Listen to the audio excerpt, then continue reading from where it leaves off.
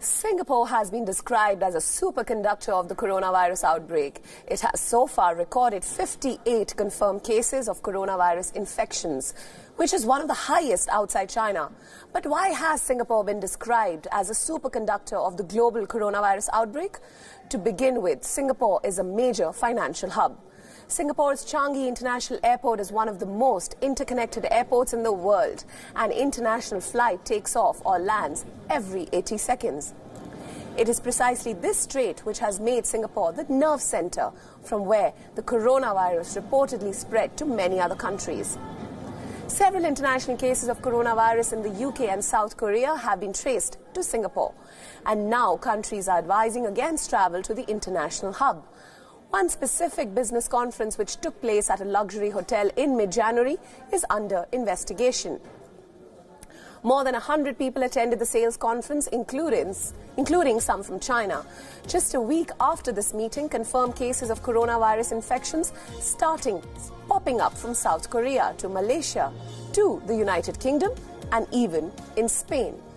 A 41-year-old Malaysian national who was part of this conference was first diagnosed with the coronavirus.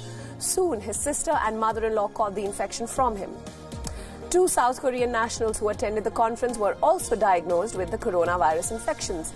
A British national, Steve Walsh, who was at the conference, was described as a super spreader after attending and contracting the coronavirus in Singapore. He flew off for a skiing holiday in the French Alps and is suspected to have infected 11 others from Britain, France and Spain. But this was just one business conference. Singapore is a top destination for business meetings and international travels. An estimated 3.62 million Chinese travelers visited Singapore. Especially in the wake of the protests which broke out in Hong Kong, Singapore had emerged as a destination which would benefit. Hong Kong's loss was hailed as Singapore's gain. A lot of Chinese businesses shifted their headquarters, but in the wake of the coronavirus outbreak, this gain of Chinese business travelers appears to have turned into a bane for Singapore.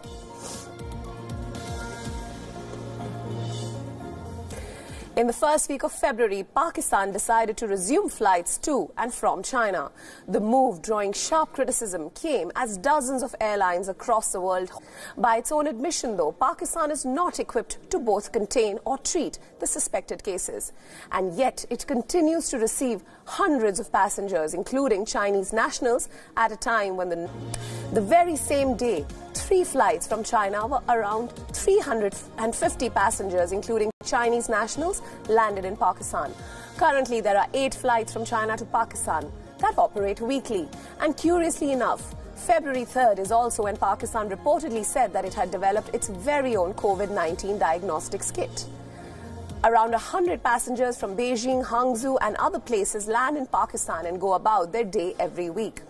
Most of these flyers are not tourists, but engineers and high-level contractors that supervise the many works ongoing in Pakistan with Chinese money. So given the volume of to and fro travel from China, how is it that Pakistan has not declared any confirmed case of the novel coronavirus? In the Indian subcontinent, both India and Nepal have confirmed coronavirus carriers.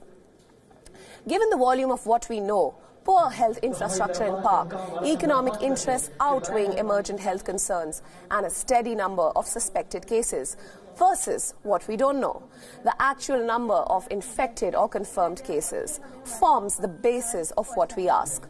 By not disclosing possible infections, is Pakistan playing with fire?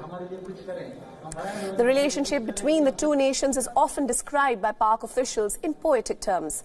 China too considers Pakistan a quote-unquote all-weather friend, forming the basis of that friendship are billions of dollars in loans as part of Beijing's Belt and Road Infrastructure project. The story here isn't just about money, though. It is about Beijing's ability to exert copious amounts of pressure on significantly weaker nations. And it's certainly about a nation-state doing all it can not to provoke its biggest arms supplier.